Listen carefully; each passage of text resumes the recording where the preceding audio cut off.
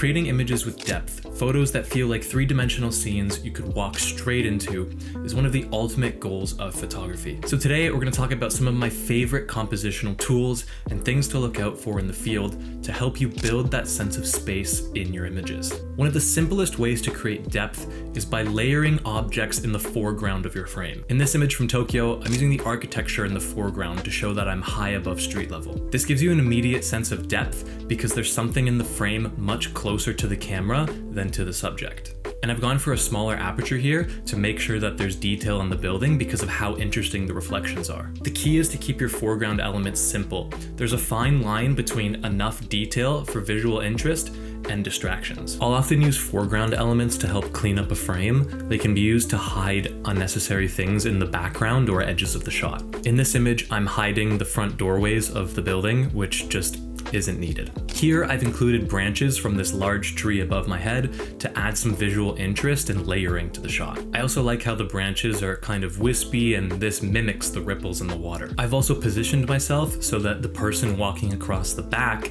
is framed by the falling branches and so that the main structure, most importantly, the doorways, are still clearly visible. I chose to fill the entire top of the frame with the branches because the sky itself just wasn't very interesting. I often like to fill in boring sections of the shot with foreground elements. If it's just dirt or a plain gray sky, something that doesn't really add to the image, you can cover it up with foreground elements like this to add interest. The important part is just to be intentional about it. A foreground element doesn't always add something to the image. And here's a non-architectural example. Here I wanted to focus on this stream of umbrellas across the road. So I positioned my camera just above a black car in front of me using a wide aperture, and I blurred out the reflections of the lights around the scene. Another way to go about creating depth is through framing. This goes hand in hand with foreground elements in that I'm shooting through something close to the camera to create a frame around the subject within the larger frame that is the image. I like using natural frames, things like tree branches, windows, or doorways,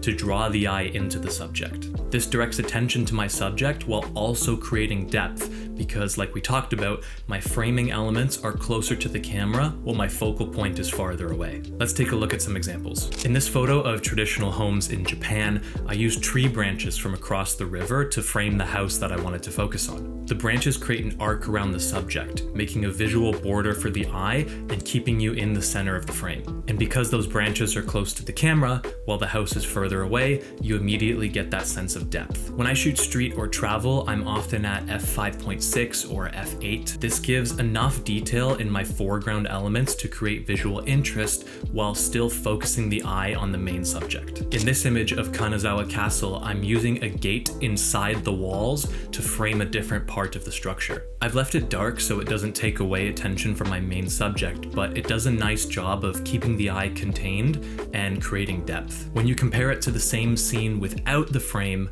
the difference in depth is immediate. And these contrasting lines of the architecture and the shadows also add a dynamic feel and energy to the image. Here's an example that uses both foreground elements and framing. I've got this tree blurred out on the right that blocks off distracting elements on that side of the frame, and then the doorway of the house frames the mural on the inside that I'm focused on. So you can absolutely double up on these ideas and get really creative with how you go about using them. The third way I like to build depth is with leading lines. Think of a 2D image as X and Y axes, horizontal and vertical. To make something feel three-dimensional, you need that Z axis into the scene. Lines in your environment can help guide the eye along that Z-axis. Take a look at the sidewalk in this image.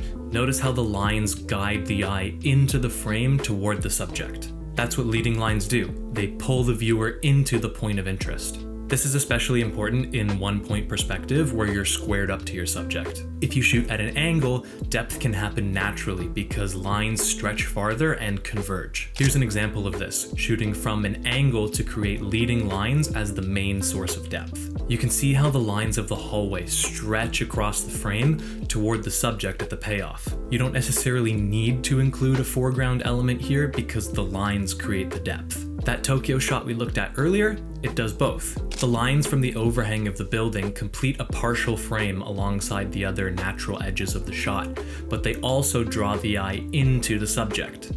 Now let's look at one of my favorite images I've taken. There's a lot going on here that works. First, there's this structure here on the right, placed close to the camera as a foreground element. Its lines point in toward the subject alongside the tile on the ground, and it helps complete a subtle frame. If you draw a line across the roof, down the structure, and along the other edges of the frame, it creates a visual box around the subject.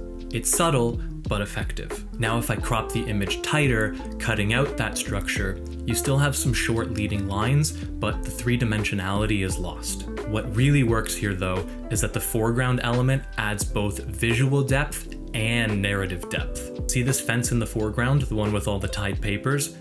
Those are fortunes. In Japan, you can draw paper fortunes at shrines, and if you receive a bad one, the custom is to tie it up and leave it there, leaving the bad luck behind. I knew of that cultural context and included it on purpose. I also made sure it was clearly visible with a smaller aperture, not just a blurry hint.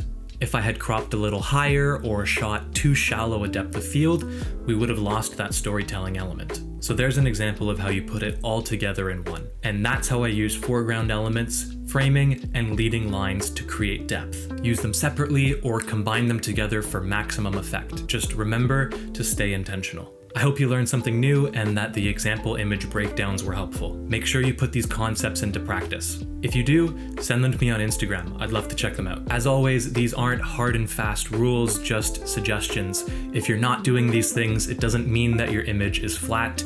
There is, of course, lighting for that as well. These are just things to consider to hopefully elevate your photography if you feel like something is missing. If you enjoyed, drop a like. If you've got questions, leave them in the comments down below and I'll get back to you.